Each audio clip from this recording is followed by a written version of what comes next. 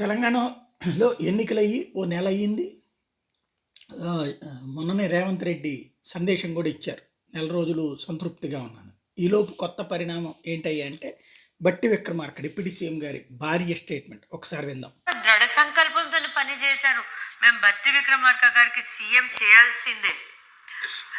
బట్టి విక్రమార్క లాగా ఒక నాయకుడు, కమిట్మెంట్ ఉన్న నాయకుడు, విజన్ ఉన్న నాయకుడు, అన్ని రకాలుగా అనుభవం ఉన్న నాయకుడు ఇలా సీఎం అయితే మన మధిర నియోజకవర్గం కాక మన ఖమ్మం జిల్లా ఒక్కటే కాక యావత్ తెలంగాణ కూడా బాగుపడుతుంది, పేద ప్రజల జీవితాలు మారిపోతే అన్న ఉద్దేశంతో అందరి నడుము బిగించి గట్టిగా రాత్రి పగలు పని చేశారు.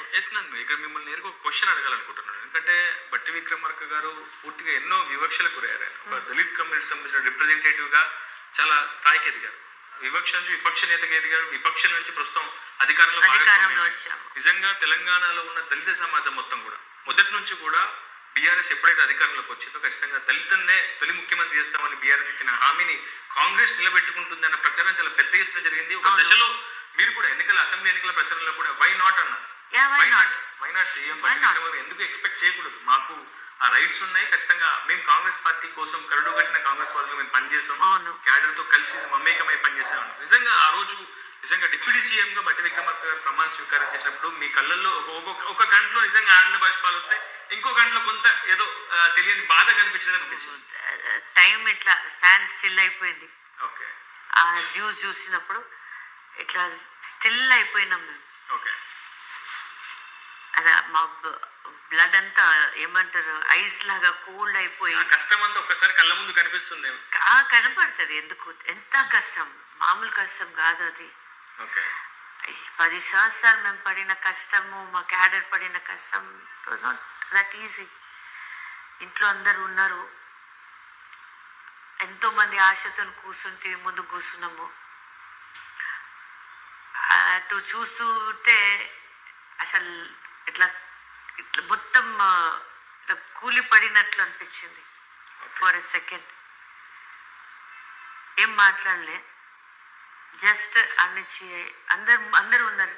నేను నా సహనాన్ని అది అయిపోతే వాళ్ళు కూడా బాధపడతారు కాబట్టి అప్పుడే లేచి బాబుని తీసుకొని, పెద్ద బాబుని తీసుకొని, వాడు ఫ్రెండ్ ఉన్నారు వాళ్ళని తీసుకొని, ఆ ఫ్రెండ్ అది లెట్స్ గో అన్నారు.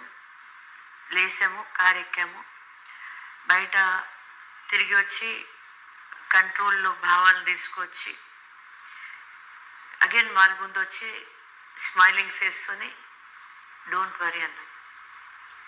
అటువంటి టైంలో ఫేస్ మీద ఒక స్మైల్ తీసుకురావటం అంటే కూడా చాలా కష్టం, చాలా డిఫికల్ట్. బట్ క్యాడర్ ఎక్కడ బాధపడొద్దు, మనతో పాటు భావానికి గురి కావద్దు,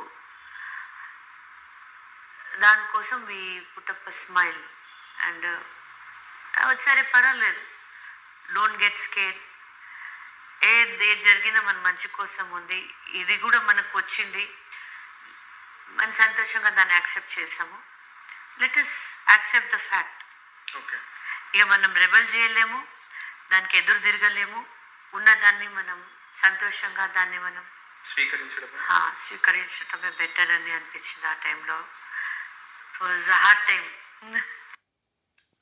ఓవరాల్గా ముఖ్యమంత్రిగా ఖచ్చితంగా తనే అవుతానని బట్టి విక్రమార్క నమ్మారు, అలా కుటుంబం నమ్మింది.